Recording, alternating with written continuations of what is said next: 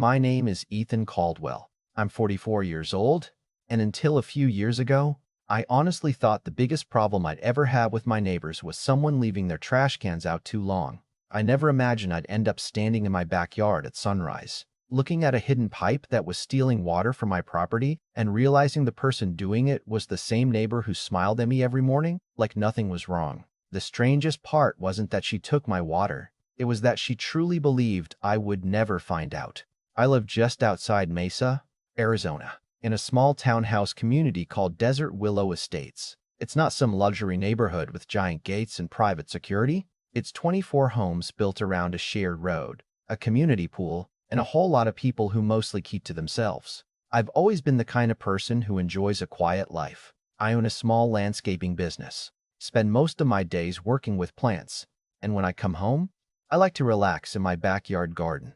I grow peppers, herbs, tomatoes, whatever survives the Arizona heat. There's something peaceful about putting your hands in the dirt after spending all day fixing other people's yards. My little garden was my escape. It was the one place where everything made sense. Then there was my next-door neighbor, Claire Whitmore. Claire was the type of person everyone noticed the second she walked into a room. She was a successful real estate executive, always dressed perfectly, always driving a spotless black luxury SUV, and always talking about how much she had invested into improving her home. Her backyard was basically a resort. She had a heated pool with expensive lighting, a waterfall feature, and a fancy automated cleaning system that probably cost more than my first truck. I never cared about that. People can spend their money however they want. What bothered me was the way Claire treated people she thought were beneath her. Whenever I passed by and said hello, she would smile politely but rarely use my name. One afternoon, I waved while carrying gardening supplies, and she laughed and said, "Still playing with plants, Ethan?" I remember just standing there for a second, trying to decide if she was joking. Maybe she was, maybe she wasn't. Either way, I ignored it. I wasn't interested in neighborhood drama. I had work, bills, and a life to live. But everything changed when my water bill arrived in March. Normally, my bill was around $70. I knew my habits. I knew how much water my garden used. And I knew something was wrong when I opened that envelope and saw a charge for nearly $500. At first, I assumed it was a leak. I spent an entire afternoon checking every faucet, every sprinkler line, every connection I could find. Nothing. No broken pipes. No flooding. No obvious explanation. The next morning, I turned on my garden hose around 6 o'clock like I always did, and something immediately felt strange. The water pressure was terrible. Instead of a strong stream, it came out weak and uneven, barely enough to reach my plants. I shut it off and tried again. Same thing. That's when a thought crossed my mind that I didn't want to believe. Someone else was using my water. I almost laughed at myself because it sounded ridiculous. Who would do that? This wasn't some old movie where someone secretly taps into a neighbor's utilities. This was a quiet Arizona neighborhood in the modern day. People don't do things like that, at least, that's what I thought. The next morning, I woke up before sunrise and walked the edge of my property line with a flashlight. I wasn't looking for a fight. I was looking for an explanation. I followed the fence where the landscaping was thickest, where the vines had grown wild over the years, and that's when I saw something that made me stop walking. Hidden underneath the jasmine vines was a thin PVC pipe running along the fence line. At first, I thought it was part of an old irrigation system. Then I noticed where it went. One end disappeared toward my outdoor faucet. The other end went directly into Claire's backyard, right toward her pool equipment. I stood there completely silent. For a few seconds, I convinced myself there had to be another explanation. Maybe it was installed years ago. Maybe the previous owner knew about it. Maybe there was paperwork I didn't understand. So I went inside, pulled out the property documents I'd kept in a filing cabinet, and started searching. I found the county property map. I found the utility easement agreement. And then I saw exactly where the main shutoff valve was located, 3 feet inside my property line. Not community property. Not shared space. Mine. The easement allowed emergency access and professional maintenance. It did not allow anyone to connect to their private system, fill their private pool, or use my water supply without permission. I remember sitting there at my kitchen table, holding those papers, feeling less angry than disappointed, because this wasn't about a few extra dollars on a bill anymore. It was about someone looking at my kindness and mistaking it for weakness. and I knew right then that I wasn't going to walk over and start yelling at Claire. I wasn't going to create a neighborhood scene. If she wanted to play games, I was going to make sure I played by the rules, because the one thing she didn't realize was that I had something she didn't have. Proof. The next morning, I didn't wake up angry. I actually woke up strangely calm, and that surprised me. Normally, when someone crosses a line, especially when they do it intentionally, your first instinct is to react. You want to walk over, knock on their door, and demand answers. You want to make them feel the same frustration you felt. But after years of running a business, dealing with difficult clients, and solving problems under pressure, I learned something important. The person who stays calm usually has the advantage. Claire had made a mistake, and that mistake was assuming I was just the guy who trimmed bushes and fixed sprinkler systems. She saw my work boots and my old pickup truck and decided she knew exactly who I was. What she didn't know was that I spent my entire career solving problems, documenting problems, and making sure the facts spoke louder than emotions. So instead of confronting her, I started building my case. I took measurements of the pipe placement, documented where it crossed my property line, and took pictures from every angle. I wasn't trying to embarrass her. I wasn't trying to ruin her reputation. I simply wanted a record of what happened. Because once someone starts denying something obvious, facts become your best friend. I installed a commercial-grade lockbox around the main shutoff valve on my property. It was a simple metal enclosure.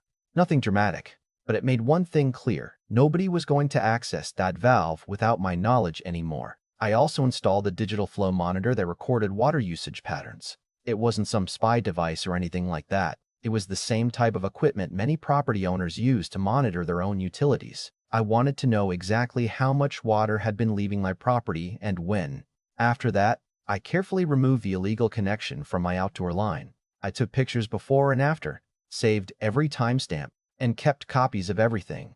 By the time I finished, I had a folder sitting on my desk that told the entire story without me saying a single word. The next step was the hardest part, because I knew this would change the relationship between me and Claire forever.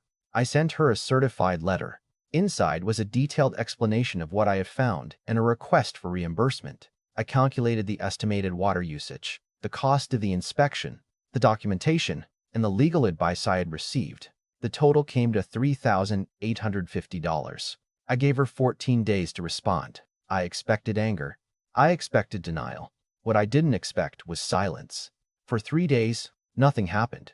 Claire didn't knock on my door. She didn't call. She didn't apologize. She simply continued living like nothing had changed. But something had changed. Her pool wasn't getting the same circulation anymore without the unauthorized water connection. Her automated systems started struggling. By the third day, I noticed the crystal clear pool she always showed off wasn't looking so perfect anymore. The water had started turning cloudy. The lights still came on every evening. The waterfalls still ran, but the luxury image was fading. And I have to admit, there was a small part of me that wanted to enjoy watching it happen. Not because I wanted her pool to fail, but because after weeks of feeling taken advantage of, it felt like finally the truth was catching up. Still, I reminded myself that this wasn't about revenge. It was about boundaries. A week after I sent the letter, Claire finally came to my door. She wasn't alone. She had a folder in her hand, and I immediately recognized what it was. HOA documents. She stood there wearing the same confident expression she always had, like she was walking into a business meeting where she already knew she would win. "Ethan," she said, looking around like she was inspecting my property, "I think there has been a misunderstanding." I leaned against the door and listened. She opened the folder and pulled out several pages. According to the HOA rules, utilities are shared throughout the community. You can't just decide to interfere with access. I looked at the papers, then looked back at her. "Claire, did you actually read the easement agreement?" Her expression changed slightly. Just for a second. It was small, but I noticed it. "Of course I did," she said. "Then you know it says emergency access only." I pointed to the section on the document she was holding. Emergency access. Not personal use. Not private pool systems. Not running a line for my property because it's convenient. She smiled, but it wasn't a friendly smile. It was the kind of smile someone gives when they think the other person doesn't understand the situation. "You're making this much bigger than it needs to be," she said. "It's just water, Ethan." That sentence stayed with me, not because it was insulting, but because it showed exactly how she saw the world. To her, it was just water because paying for it was never a problem. But to someone else, every bill matters. Every resource matters. Every boundary matters. I didn't raise my voice. I didn't argue. I simply handed her the copy of the agreement. Then it should be easy to fix, I said. You used something that wasn't yours. Make it right. She stared at me for a moment, then took the papers and walked away. I watched her cross the driveway, get into her expensive SUV, and drive off without saying another word. But I knew this wasn't over. People like Claire don't usually accept losing quietly. And 2 days later, I found out exactly how far she was willing to take it. My phone rang that afternoon, and the name on the screen was from a law office. Claire wasn't coming back with an apology. She was coming back with a threat. Her attorney's email was long, filled with complicated language, accusations, and warnings about potential legal action. The message was clear. They expected me to back down. They thought the pressure of a lawyer's letter would make me nervous. They thought I would see the words, legal action, and immediately surrender. But they misunderstood one thing about me. I wasn't fighting because I wanted a fight. I was standing my ground because I had already done the work. I had the documents. I had the photos. I had the timeline. So I opened my laptop, read the entire email, and typed one response. It wasn't a long argument. It wasn't emotional. It was one sentence. Payment remains due within 2 days, or I will proceed with installing a monitored water meter on the main line and charge usage according to documented consumption. Then I hit send. After that, I put my phone down and went back outside to water my garden. And for the first time in weeks, the pressure was perfect. The tomatoes were growing. The leaves were green. Everything felt normal again. But I had a feeling the neighborhood was about to find out that this wasn't just a disagreement between two neighbors anymore. Because the moment Claire involved the HOA, she opened a door that neither of us could close. And behind that door was a decision that would affect every single house in Desert Willow Estates. 2 days later, I was sitting at my kitchen table with a cup of coffee in my hand, looking out at my backyard garden, when I saw a notification on my phone that I honestly didn't expect. For weeks, I had been preparing myself for a fight. I expected another legal letter, another accusation, another attempt to make me look like the unreasonable person in the neighborhood. But instead, the message was simple. The payment had been made. A certified check had arrived, along with a signed agreement that changed the entire situation. Claire Whitmore, the same person who had walked to my door days earlier telling me I was making just water into a big issue, had finally acknowledged that the situation was bigger than she wanted to admit. But what happened next surprised everyone, because the real conversation wasn't between Claire and me anymore. It was between the HOA board and every homeowner in Desert Willow Estates. Once the board reviewed the documents, they realized something uncomfortable. The problem wasn't just that Claire had connected a private line to my water supply. The bigger problem was that nobody had been paying attention to how the community's utilities were being managed. For years, people assumed everything was fine because nobody had complained. And that's the dangerous thing about assumptions. It can make people comfortable right up until the moment something breaks. The HOA scheduled an emergency meeting, and I remember walking into that room feeling like every eye was on me. Some people looked supportive. Some looked annoyed. A few looked like they wished I had just ignored the whole thing and avoided creating tension. And honestly, I understood why. Nobody likes conflict in their own neighborhood.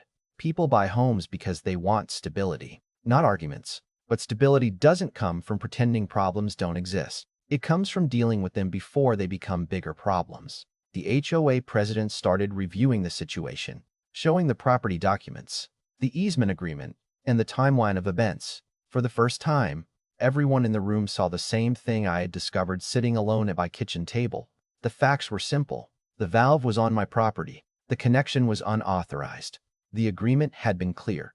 There wasn't a gray area anymore. One of the board members asked the question everyone was thinking. So what happens now? And that's when the discussion became much bigger than Claire's pool. The board had two choices. They could ignore the situation, pretend it was a misunderstanding, and risk the same thing happening again. Or they could fix the system properly. The problem was, fixing it properly was expensive. Engineers estimated that creating a completely separate water line and rebuilding part of the infrastructure would cost somewhere around $90,000. Nobody wanted that bill. Not the HOA, not the homeowners, not anyone. After hours of discussion, The board decided the best solution was creating a formal agreement that protected everyone moving forward. Claire agreed to a new arrangement that included monthly compensation for the use of the access area and clear rules about any future construction near the utility line. Any changes around that area would require approval. Any private connections would require documentation.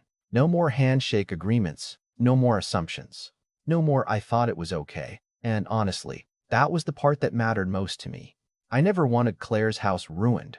I never wanted her embarrassed. I never wanted some dramatic neighborhood victory where everyone pointed fingers. What I wanted was simple. I wanted people to understand that being polite doesn't mean you have no boundaries. Being a quiet person doesn't mean you can be ignored. And just because someone has more money, a bigger house, or a more impressive job title doesn't mean their rights are more important than yours. 3 days after the HOA vote, Claire resigned from the board. I heard people talking about it. Some said she left because she was embarrassed. Others said she realized she couldn't control the situation anymore. I never knew the real reason, and honestly, I stopped caring. The whole experience taught me something about people. Sometimes the person who acts the most confident is actually the person most afraid of losing control. A few months later, Claire's house went up for sale. I saw the listing online. The pictures looked perfect. The pool was sparkling. The backyard looked like something from a magazine. Everything was clean, polished, and beautiful. But I couldn't help thinking about how different things can look from the outside compared to what is really happening underneath. A perfect yard doesn't always mean everything is perfect. A beautiful house doesn't always mean the people inside understand respect. Meanwhile, I was still right where I started. My old truck was still parked in the driveway. My work boots were still sitting by the door. My garden was still growing. Every morning, I walked outside, checked my plants, and watered my tomatoes. And every time that water came out with strong pressure, I smiled a little. Not because I won, not because Claire lost, but because I knew I had finally stood up for something that mattered. Looking back, the entire situation was never really about a pipe or a pool. It was about the moment when someone decided my property was convenient, my patience was weakness, and my silence meant permission. And I think that happens more often than people realize. Sometimes the hardest part isn't proving someone crossed the line. The hardest part is deciding whether you're willing to stand there and say, "No, this line matters." So now I want to ask you something. What would you have done if you discovered a neighbor was using something that belonged to you without asking? Would you have confronted them immediately, tried to work it out quietly, or would you have handled it the way I did and let the evidence speak first? Do you think Claire got exactly what she deserved? Or do you think the agreement went too far? I want to hear your opinion, because situations like this are rarely just black and white. They're about neighbors, trust, fairness, and the limits of what people should be allowed to do when they think nobody is watching. Share your thoughts in the comments below. And if you enjoy stories about ordinary people protecting their rights and standing up when something isn't right, make sure you subscribe. Because sometimes the biggest battles don't happen in courtrooms or on television. Sometimes they happen right in your own backyard.